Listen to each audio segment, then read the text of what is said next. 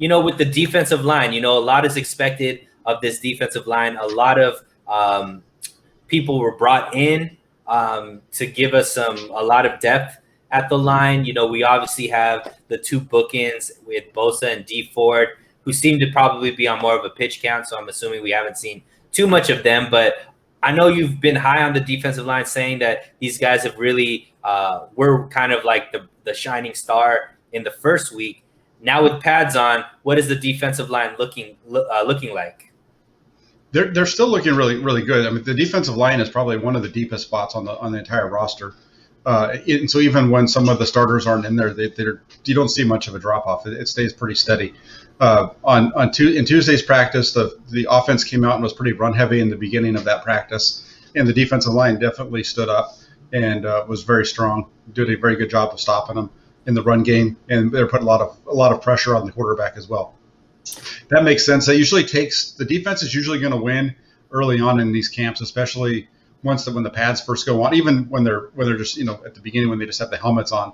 But when she started, even the beginning of pads, the defenses can play a little bit faster. There's a little bit more communication that takes place on the offensive side. So it usually takes them a couple of weeks to catch up to the defense. That's what we're seeing. I'm sorry. Keep going. No, I'm done. I apologize. So, are you seeing anything surprising? Is there anybody that's like standing out that you didn't expect to stand out? Well, Kentavious Street, like I mentioned him, I think last week, but he's a guy that every time he's still playing, he's doing very well in camp. He's definitely going to be on the roster, I think, as a rotational piece on the inside. And Kevin Givens, DJ Jones, those guys in the middle are all doing a really good job of clogging up the middle, putting some pressure on there. Dee Ford actually is doing pretty good in his reps. He's not taking a lot of reps in team period, but when he does get in there and take his reps, it's fun to watch him go up against Michael Glitchy, and watch them the two of them kind of battle it out. And he's he's showing that that he's still has that same motor, that same ability that he had before. He doesn't look any different. He's doing a good job with McGlinchey and vice versa as well. They kind of go back and forth. One play Ford's getting McGlinchey, the next play it's Big Mike getting him. So that's been a kind of a fun battle to watch too. Unfortunately, Samson Ebukam hasn't been out there much this week, and same thing with Eric Armstead. I don't think he's practiced since Thursday. So there's a couple of injury issues I think on the defensive line that definitely bear keeping an eye on. And then you also have Nick Bosa, who he's been out there I think he's taken a maintenance day every 3 days or so, but he hasn't hit anybody yet. So they say that he's on track. At some point, he's going to have to hit somebody, though. It'll probably come when the media's not around, is my guess. Right. And do you get a sense from hearing what the team is kind of stating about these maintenance days and guys being in and out?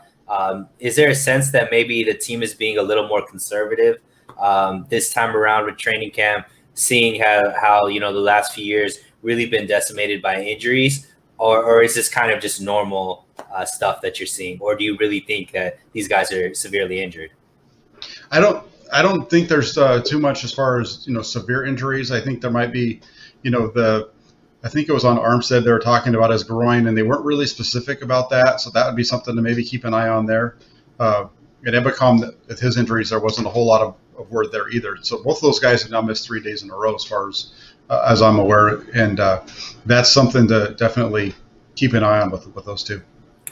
Now, some of the stuff that we've been kind of excited about with the defensive line is some of the new additions. I know you've brought up a lot of the guys that were, carryovers from last season or brought back, for one more season. But how are some of the new guys fitting in, like the Arden Keys, the Hursts? Obviously, we haven't seen Ebukam, but are any of these guys standing out, showing like they're going to be real productive players for the team this year?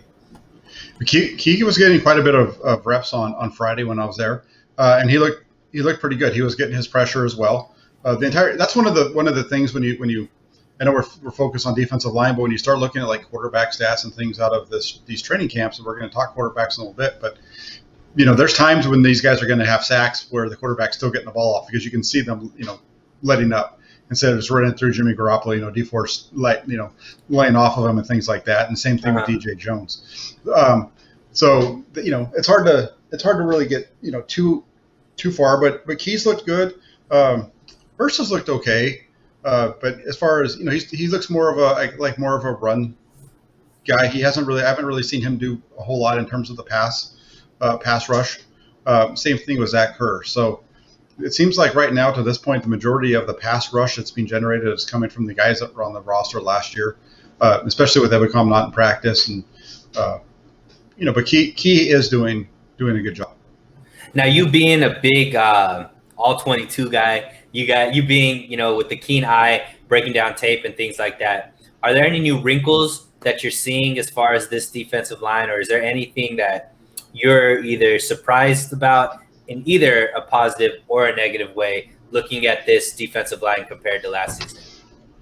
There's a lot more versatility within it, and some of the packages that you've seen have a lot more speed.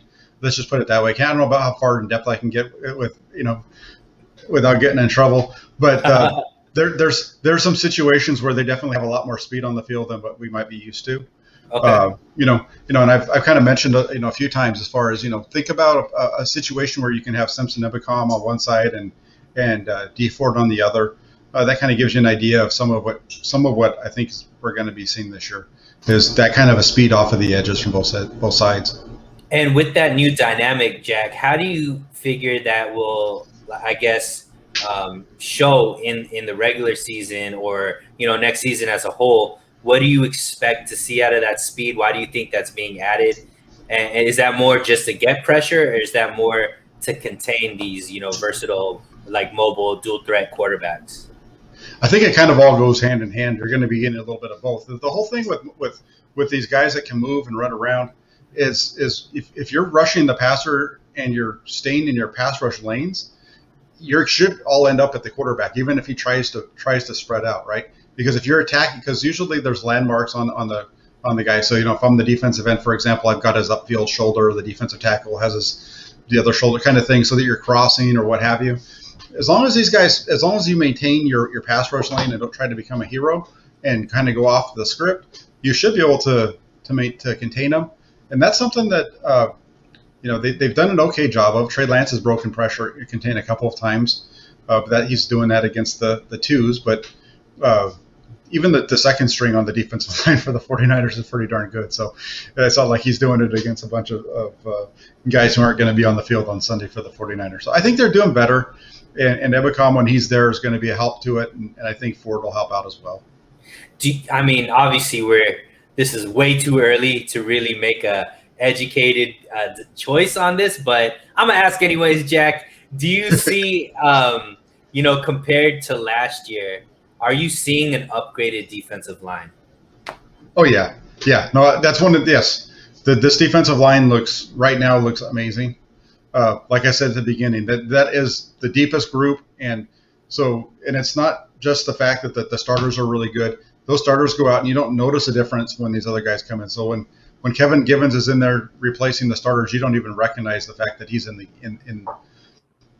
there. Even really with Arden Key or so on and so forth. These guys are all doing a really good job of getting after the quarterback, getting after the run. They struggle a little bit against the run at times, but they've done a really good job of getting after the quarterbacks. And which isn't a bad thing, because obviously I think the 49ers are going to have one of the most potent run games. So seeing a good, I think they're going to make a lot of defensive lines look like they don't know how to stop the run. Can we get into a little bit specifics? There's one player that we're all hoping will have a breakout season this year, and that's Javon Kinlaw. I did see some tweets from, I forget who it was, but some positive stuff coming out about Kinlaw. Obviously, he's nursing an injury, but have you seen anything out of Kinlaw? What exactly is he doing during training camp right now? I haven't seen anything out of Javon Kinlaw yet that tells me that he's anything different than what we saw last year.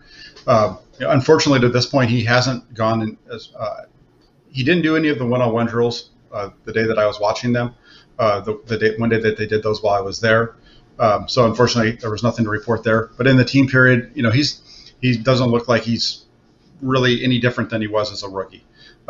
He's still dominant. He's still a big guy that can move, and he's going to be a good run stuffer. But in terms of the pass rush and being dominant, looking like he's improved in that, he's not there yet. At least it hasn't shown up.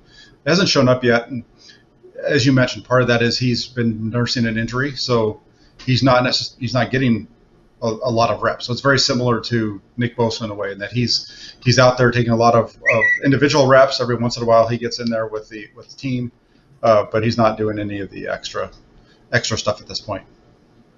Awesome. So do you feel like the defensive line that is being put out right now, and obviously a lot of key pieces are not there, Dee Ford is there, but not like fully, practicing. Obviously, Nick Bosa isn't fully active. Kinlaw is kind of on a pitch count as well. But do you see this defensive line as a defensive line that's going to be more,